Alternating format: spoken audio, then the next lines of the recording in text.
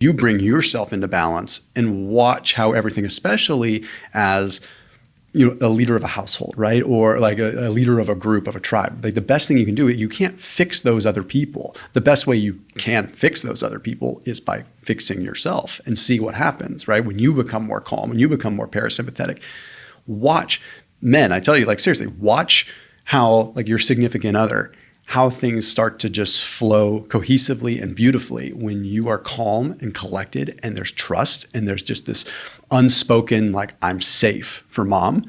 It changes everything. Whereas instead of like, I'm hard charging, I got to go to work, I got to make the money, I got to provide for this family and I'm so stressed out. How do you think that makes her feel, right? And there's feelings aside, things that we're not even feeling, but we're feeling deep, right? Like we're not aware of, but we're feeling. And I mean, firsthand I've experienced that. Like I get a grasp on my emotions and my stuff. Everything just flows the way that, I don't want to say you want it to flow, but the way that it kind of should, right? Like you just feel it's seamless.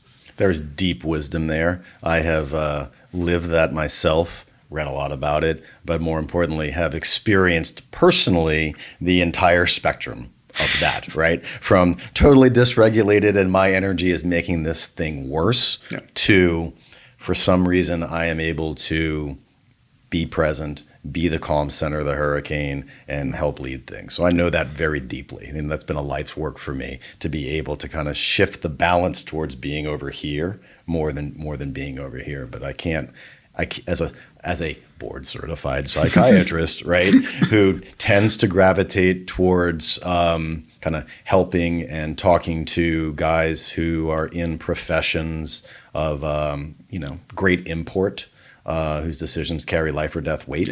I can't echo what you've said more strongly. Period. Point blank. I was the psychiatrist for the New Orleans Police Department during and for 10 years after Hurricane Katrina, and often I would. And there's a lot of trauma, of course, in first responders. That's obvious. But what compounds that trauma is the